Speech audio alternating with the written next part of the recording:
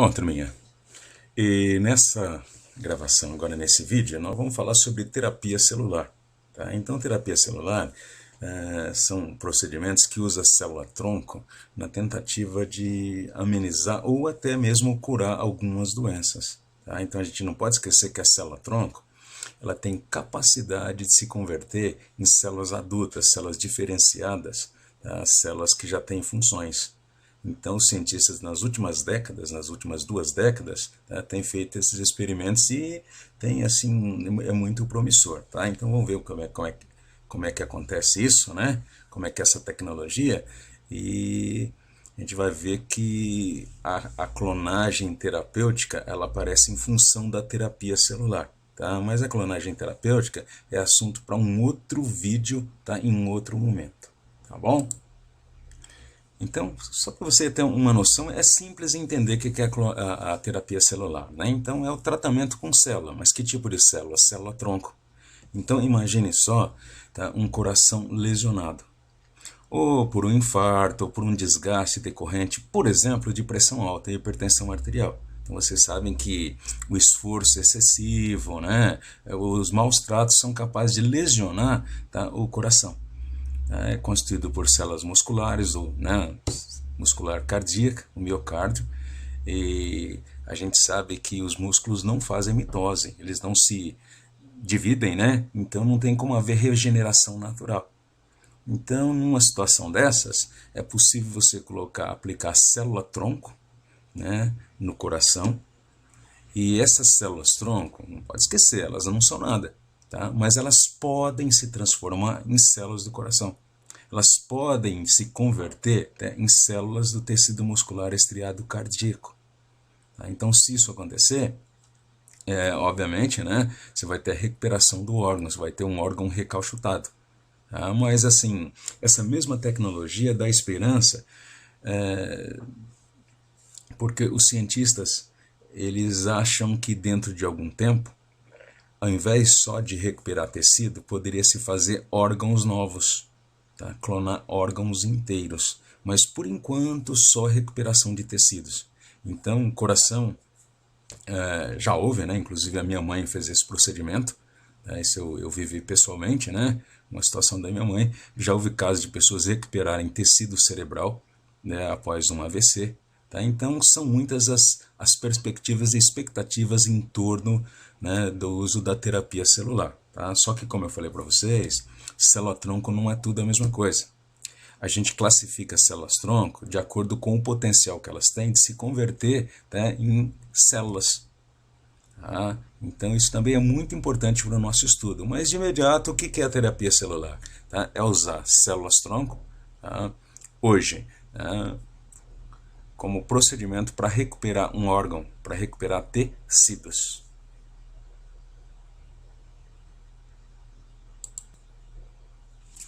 Essa tecnologia ela tende a ficar mais sofisticada e mais eficiente à medida, né, que os cientistas vão descobrindo como que essas células-tronco vão se diferenciar em células adultas, células especializadas. Então, nesse esquema aqui, ó, dá para ver que as células-tronco podem originar células musculares, células sanguíneas e assim por diante. Tá? Então, nós sabemos como acontece, mas não sabemos ainda como fazer, como realizar. Tá? Então, como a gente já sabe, todas as células do nosso corpo têm cópias de todos os genes. Então, potencialmente, cada célula do nosso corpo poderia produzir todas as proteínas, tá, que o nosso corpo produz. Só que isso não acontece. Então, cada tipo de célula que compõe um determinado tecido produz um grupo de proteínas. Só um grupo de proteínas. É isso que dá característica para essa célula. Então, uma célula muscular, por exemplo, ela produz um grupo de proteínas que estão relacionadas à atividade muscular. Então, nessas células, só os genes responsáveis pela expressão dessas proteínas é que estão ativos, que estão ligados. Tá? Então, os outros genes, né, cujas proteínas não serão utilizadas na célula muscular, eles estão desligados. Agora, quando você chega, por exemplo, num neurônio, uma célula nervosa, o conjunto de genes que está ligado e desligado já é diferente, porque o conjunto de proteínas, né, que caracterizam uma célula nervosa é diferente do conjunto de proteínas que caracterizam uma célula muscular. Então, o conjunto de genes que está ativo, que está expressando, é um pouco diferente. Pode ter genes incomuns, mas quando se trata do conjunto, é diferente, né, do conjunto de genes que estão ligados na célula muscular e assim por diante. Então, a gente fala que, na realidade, o que caracteriza uma célula, né, adulta, uma célula diferenciada, são as proteínas que essa célula produz. Então, se as células são diferentes, é porque produzem grupos diferentes, conjuntos diferentes de proteínas. E automaticamente, né, os genes que estão ligados e desligados varia de um tipo de célula para outra. Então, se nós soubermos, né, como ligar o gene certo na célula certa, a gente pode pegar uma célula-tronco e transformar em qualquer coisa que a gente quiser. Você pode pegar uma célula-tronco e transformar uma célula muscular, tá, numa célula do sangue, um glóbulo branco, um glóbulo vermelho, tá? Só que a gente ainda não sabe fazer isso. Então, os resultados que têm se obtido até agora são casuais, são por acaso. Por exemplo, né, como a gente falou do coração, no caso da minha mãe, foram colocadas células-tronco da medula óssea dela em contato com o coração. E por sorte, o médico deixou bem claro, né? E por sorte, né, essas células-tronco pegaram. Essas células-tronco da medula óssea, né, acabaram se convertendo em células do coração. Mas nem sempre o resultado é assim. Tá? Usando esse como exemplo ainda o procedimento da minha mãe, havia um grupo de 32 pacientes junto com a minha mãe, com o mesmo problema, precisando de células-tronco para poder recuperar o coração que já estava bem baleado, né? Que estava bem danificado. Tá? Mas dessas 32 pessoas, só 4, incluindo a minha mãe, é que tiveram sucesso. Em 28 pessoas, essas células-tronco não se converteram em células do coração. Tá, bom, em parte, né, ou em grande parte, é porque ela é célula-tronco adulta. A célula da medula óssea, ela não tem o potencial de se transformar em qualquer coisa. E os cientistas ainda não sabem, né, como é que funciona essa coisa da sorte. Por que no caso da minha mãe, essas células se converteram em músculo cardíaco? Por que na maioria dos pacientes isso não aconteceu? Tá? Então também, né, é algo que ainda tem que ser desvendado. Certo, gente? Então, um dos segredos está aqui ainda, né? Que tipo de célula-tronco usar? Então, nós classificamos as células-tronco em 3 grupos, de acordo com a capacidade que ela tem, tá, de transformar, tá, em mais ou menos tipos diferentes de células. Então, a gente chama de totipotentes aquelas células-tronco que podem realmente se transformar em qualquer tipo de célula. São aquelas células iniciais do embrião. Então, eu vou encontrar essas células totipotentes que realmente podem se transformar em qualquer coisa, tá, no desenvolvimento embrionário bem no início. O que nós chamamos de células pluripotentes são aquelas que podem se transformar em muitas coisas, tá, mas que não podem mais se transformar em qualquer coisa do ponto de vista natural. E as multipotentes são aquelas que podem se transformar naturalmente só em algumas coisas, como as células-tronco da medula óssea. Tá? Inclusive, algo muito interessante, né, acontece aqui em relação às células da medula óssea, o famoso tecido hematopoético. Então, né, o interior dos ossos estão cheios de células-tronco, a famosa medula vermelha dos ossos ou tecido hematopoético. Então, essas células-tronco se constituem num estoque de células que são capazes de renovar o sangue.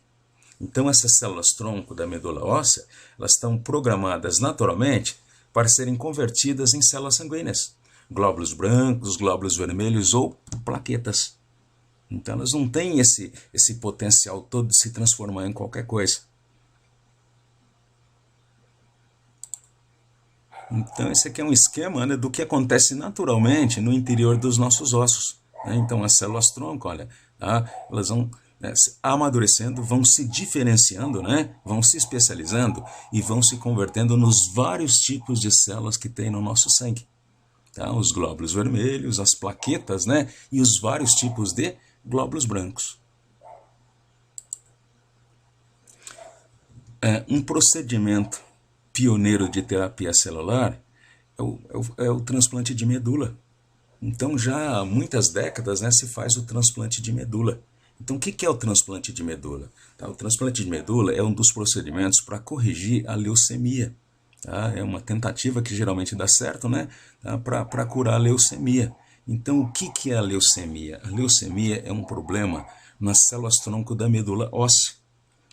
Então, se essas células desenvolvem, né, algum defeito, elas não conseguem produzir com eficiência as células sanguíneas. Elas não conseguem se diferenciar de forma eficiente, principalmente em glóbulos brancos. Então o indivíduo começa a produzir principalmente glóbulos brancos de forma anômala. Então seus glóbulos brancos normalmente são imaturos, não conseguem realizar completamente a função de te defender. Às vezes aumenta muito a quantidade de glóbulos brancos, às vezes diminui demais. Então basicamente é um problema imunitário, decorrente de defeito nas células tronco que compõem a medula óssea, o tecido hematopoético.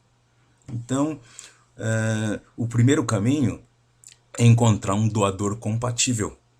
Essa compatibilidade é verificada por exames de genes. São genes, né, que tem lá no cromossomo 6, então a compatibilidade é obtida através desse exame. Encontrou uma pessoa compatível, aí o próximo passo é destruir a medula defeituosa. Em seguida, pega a medula do doador, que é saudável, e introduz, substituindo essa medula defeituosa que já foi retirada daqui, já foi destruída. Então o que se espera é que essas células-tronco saudáveis obtidas do doador ocupem o espaço das células-tronco defeituosas e passem, né, a partir daí, a cumprir a função, né, que a outra não desempenhava, que era exatamente, né, produzir os elementos do sangue, principalmente glóbulos brancos. Então, um procedimento muito comum. A gente ouve falar, inclusive, né, nos órgãos de comunicação, né, solicitando doadores de medula, né, certo? Então, a transplante de medula é um procedimento de terapia celular, um dos pioneiros. Então, quando se usa célula-tronco adulta, né, as células-troncas adultas, né, como as da medula óssea, né, não é garantia que dê certo, né, o procedimento. Então, as células-tronco, quanto maior o potencial delas de se transformar em qualquer tipo de célula, maior a probabilidade, né, do evento ocorrer como a gente espera. Só que tem um detalhe muito interessante. A gente poderia e pode, né, obter células-tronco embrionárias, de embriões que normalmente são descartados em clínicas de reprodução. Só que aí existe uma outra situação, um outro risco, que é a rejeição. Quando as células-tronco são suas, são células adultas, então pode até ser que essa célula não se transforme no que você quer. Mas pelo menos não vai haver rejeição, porque o material genético é seu, então não vai haver nenhuma rejeição. Agora, quando se tira a célula-tronco embrionária de um embrião descartado, como os indivíduos são diferentes, a chance de rejeição é grande. Então a gente tem, né, por um lado, solução, por outro, problema. A solução é uma célula-tronco embrionária retirada do embrião, ela tem muito maiores chances de transformar no que você quer, de repor um tecido do jeito que você está esperando. Só que, por outro lado, a chance, né, de haver rejeição, é muito grande também. Então, o que é que se faz? Bom, aí entra no processo de clonagem terapêutica.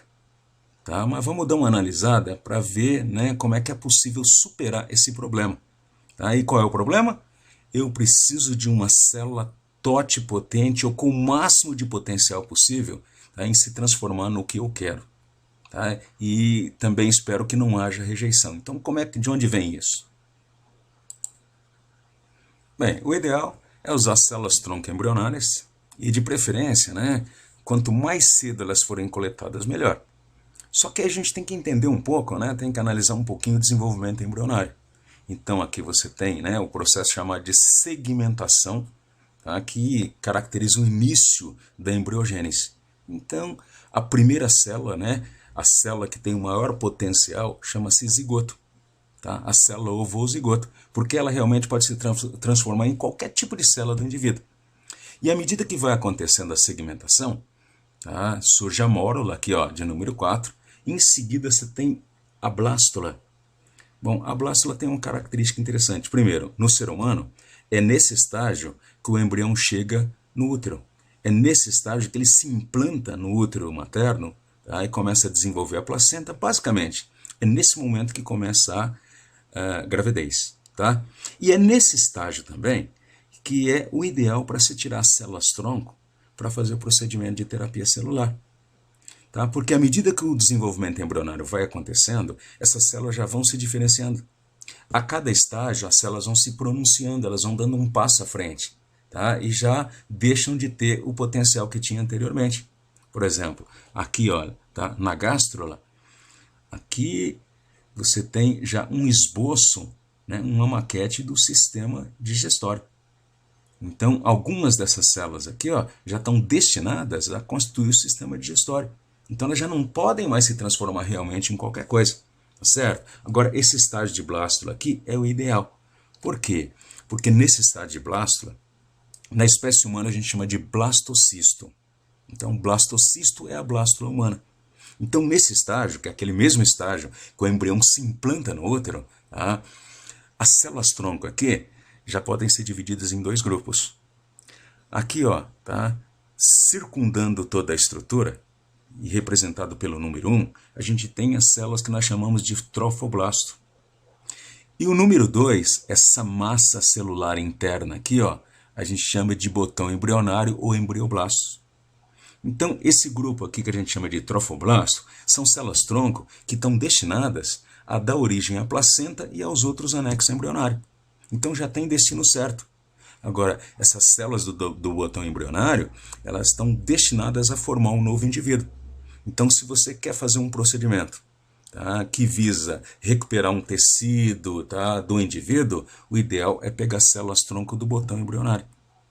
Tá? Então, nesse procedimento, quando vai se tirar as células-tronco, né, do embrião, o ideal é o estágio de blastocisto. E nesse estágio de blastocisto, tá, as células ideais, né, as células-tronco ideais para fazer o procedimento, são as células desse maciço interno, ó, o botão embrionário, porque é daqui que vão surgir as células que vão dar origem a todos os tecidos, ao corpo todo do indivíduo, certo?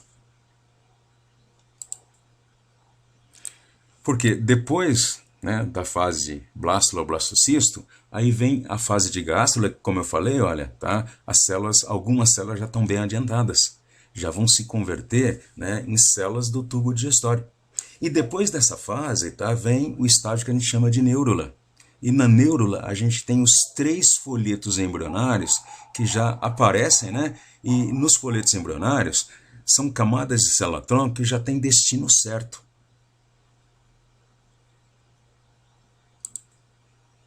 Então, na neurula, a gente já tem, né, a ectoderme, que é a camada mais externa de células-tronco, né, o folheto embrionário mais externo. A gente tem a endoderme, que é o folheto embrionário mais interno.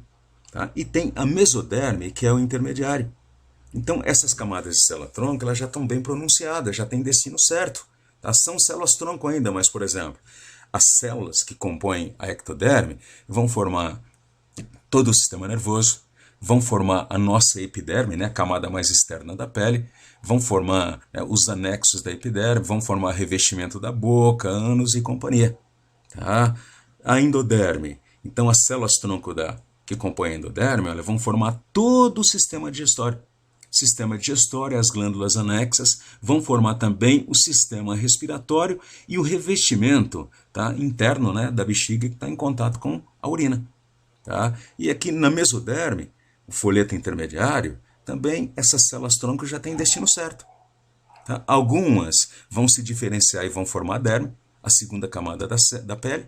Outras vão formar todo o sistema circulatório, tá? Incluindo o coração, vasos sanguíneos e sangue. Outras vão dar origem aos músculos, todos os 3 tipos de músculos que tem no nosso corpo. Outras vão formar, né, o nosso esqueleto, os nossos ossos, tá?